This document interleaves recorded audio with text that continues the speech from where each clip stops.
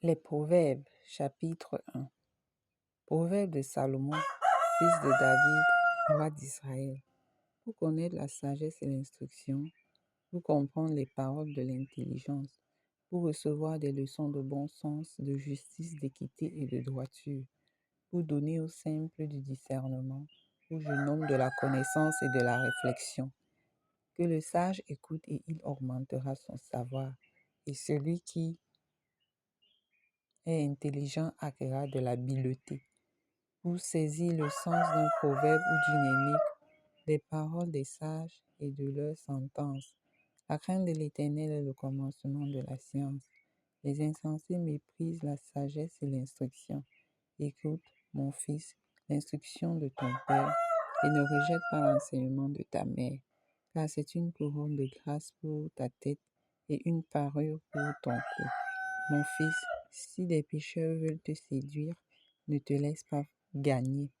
S'ils disent, viens avec nous, dressons des embûches, versons du sang, tendons des pièges à celui qui se moque en vain sur son innocence, engloutissons les tout vifs comme le séjour des morts, et tout entier comme ceux qui descendent dans la fosse. Nous trouverons toutes sortes de biens précieux, nous remplirons de butin nos maisons.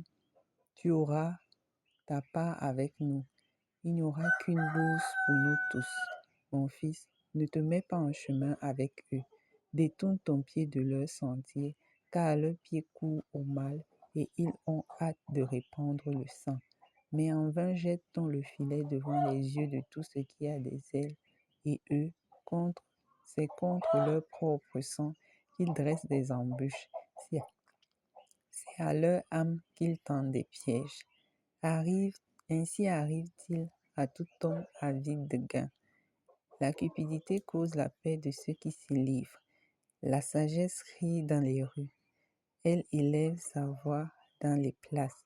Elle crie à l'entrée des lieux bruyants. Aux portes, dans la ville, elle fait entendre ses paroles. Jusqu'à quand, stupides, aimerez-vous la stupidité? Jusqu'à quand les moqueurs se plairont-ils à la moquerie et les insensés haïront-ils la science? Tournez-vous pour écouter mes réprimandes. Voici, je répandrai sur vous mon esprit. Je vous ferai connaître mes paroles. Puisque j'appelle et que vous résistez, puisque j'étends ma main et que personne n'y prend garde, puisque vous rejetez tous mes conseils et que vous n'aimez pas mes réprimandes, moi aussi, je rirai quand vous serez dans le malheur.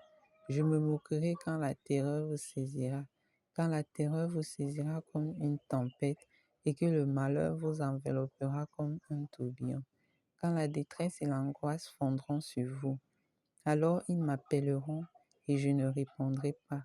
Ils me chercheront et ils ne me trouveront pas, parce qu'ils ont haï la science et qu'ils n'ont pas choisi la crainte de l'Éternel, parce qu'ils n'ont point aimé mes conseils et qu'ils ont dédaigné toutes mes réprimandes. Ils se nourriront du fruit de leur voix et ils se rassasieront de leurs propres conseils, car la résistance des stupides les tue et la sécurité des insensés les perd. Mais celui qui m'écoute reposera avec assurance, il vivra tranquille et sans craindre aucun mal.